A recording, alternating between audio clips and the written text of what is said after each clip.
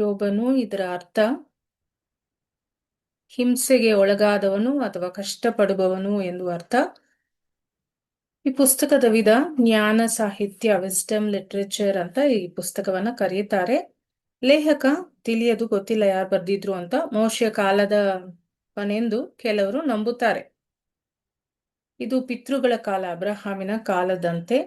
ಸ್ಥಳ, ಇಲ್ಲಿ ಇದು ನಡೆದಿದ್ದ ಸ್ಥಳ ಉಜ್ ದೇಶ, ಇಸ್ರೇಲಿನ ಹೊರಗಿನ ಪ್ರದೇಶವಾಗಿತ್ತು ಈ ಸ್ಥಳ. ಈ ಪುಸ್ತಕದ ವಿಶೇಷತೆ, ಮೋಶೆಯ ಧರ್ಮಶಾಸ್ತ್ರಕ್ಕಿಂತ ಮುಂಚೆಯೇ ದೇವರ ಬಗ್ಗೆ ಆಳವಾದ ತತ್ವಶಾಸ್ತ್ರ. ಈ ಮುಖ್ಯ ವಿಷಯ ದುಃಖ, ನೀತಿ, ದೇವರ ಸರ್ವಾಧಿಕಾರ, ಮಾನವನ ಅರಿವಿನ ಮಿತಿ, ಇದ್ರ ಬಗ್ಗೆ ಈ ಪುಸ್ತಕ, ಯೋಬು ಪುಸ್ತಕ ನಮಗೆ ಹೇಳುತ್ತದೆ. Book of Job, meaning of the name, it comes from the Hebrew word Iyov, which means persecuted or hated or afflicted one. Now, the background of this book, Job lived in the land called Uz. This place was outside Israel, probably maybe near Edom. Now, this book is among the oldest writings of the Bible, often seen as wisdom literature. Now, the author is unknown. Some suggest Mosaic era. Period is patriarchal age, like Abraham's time.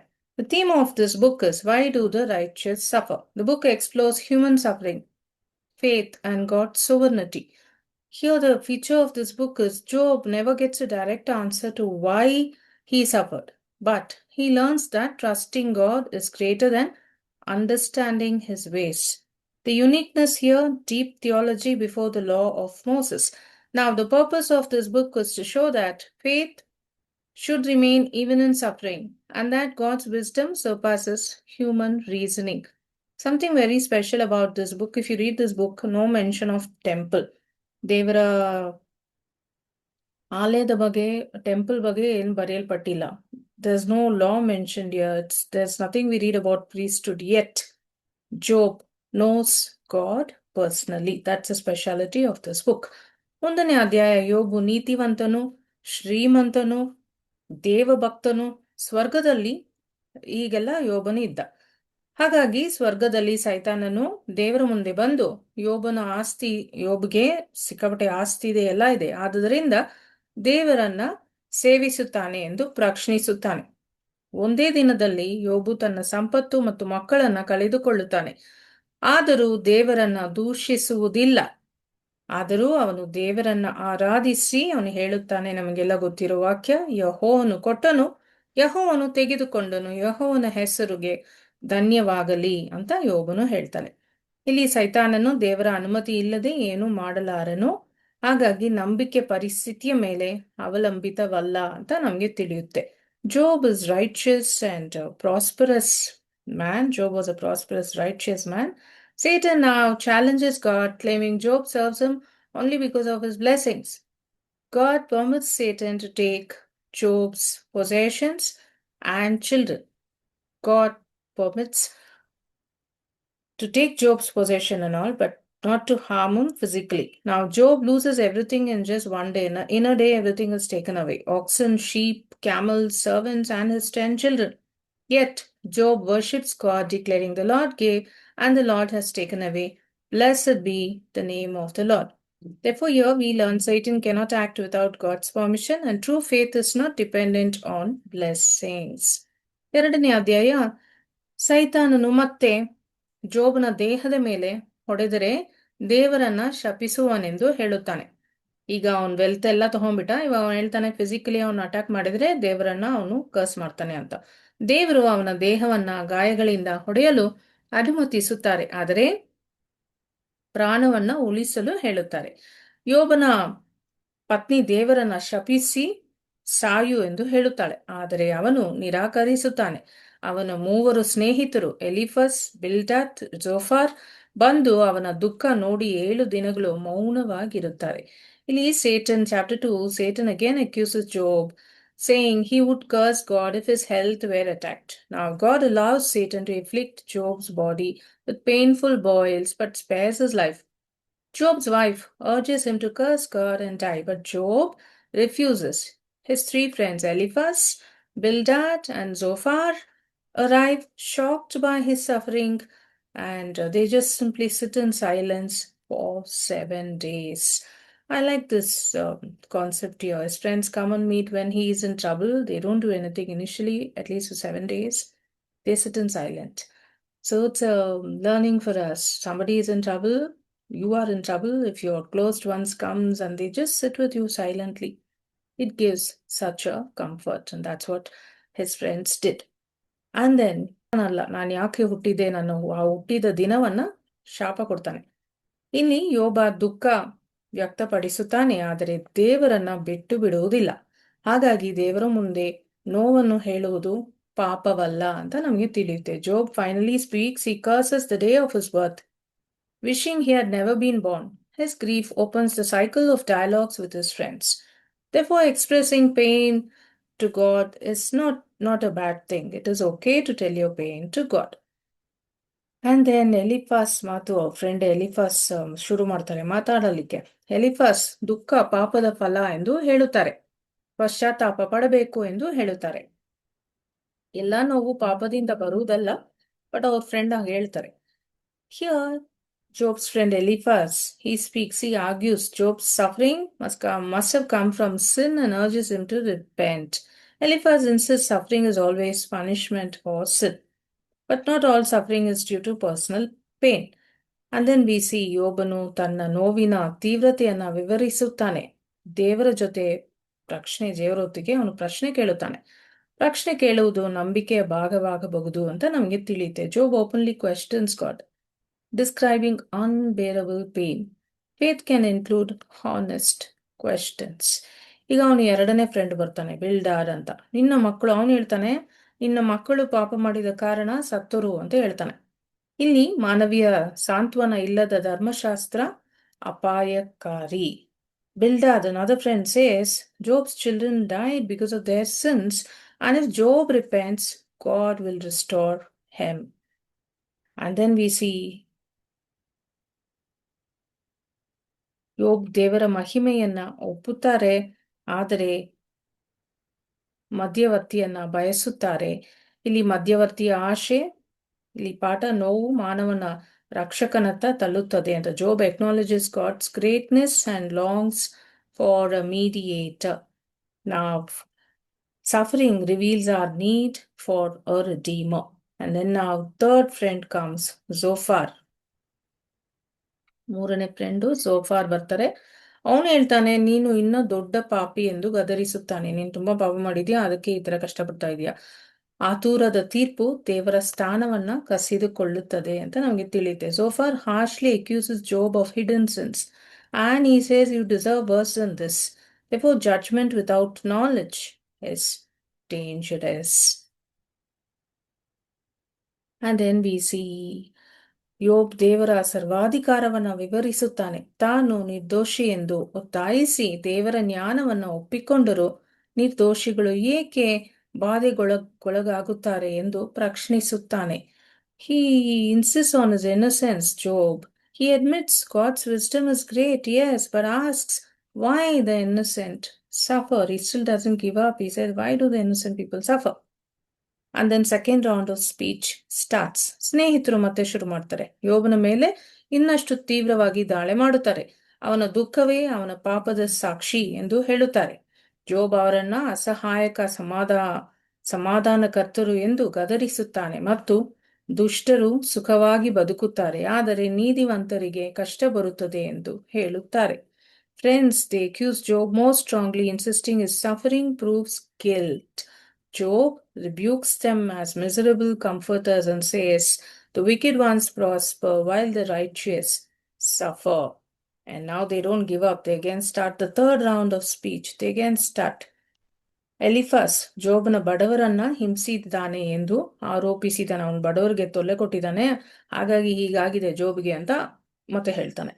ಯೋಬನು ದೇವರನ್ನು ಕಂಡು ತನ್ನ ವಿಚಾರವನ್ನು ವಿವರಿಸಲು ಬಯಸುತ್ತಾನೆ. ಅನ್ಯಾಯವು ಏಕೆ ಶಿಕ್ಷಿಸಲ್ಪಡುವುದಿಲ್ಲ ಎಂದು ಆಶ್ಚರ್ಯ ಪಡುತ್ತಾನೆ. ಮತ್ತೆ ಇಲ್ಲಿ ಬಿಲ್ಡಾಡ್ ಬರ್ತಾನೆ. ಮತ್ತೆ ಅವನು ಮೂರನೇ ಸ್ಪೀಚಲ್ಲಿ ಅವನು ಹೇಳ್ತಾನೆ, ಯಾರು ದೇವರ ಮುಂದೆ ಶುದ್ಧರಲ್ಲ ಎಂದು ಹೇಳುತ್ತಾನೆ. ಯೋಬ ಕೊನೆಯ ಬಾರಿಗೆ ತನ್ನ ನಿರ್ದೋಷಿತ್ವವನ್ನ ಘೋಷಿಸುತ್ತಾನೆ. Eliphaz, he accuses Job of specific sins like oppressing the poor. And then Job longs to find God and present his case. He's fed up now of all this accusation from his friends. They're speaking so ill about him. So he wants to go to God and present his problem to God. Present his case, and Job wonders why injustice goes unpunished. Now, Bildad, another man, a friend, says, no man is pure before God. Finally, Job gives a final defense declaring his integrity and innocence.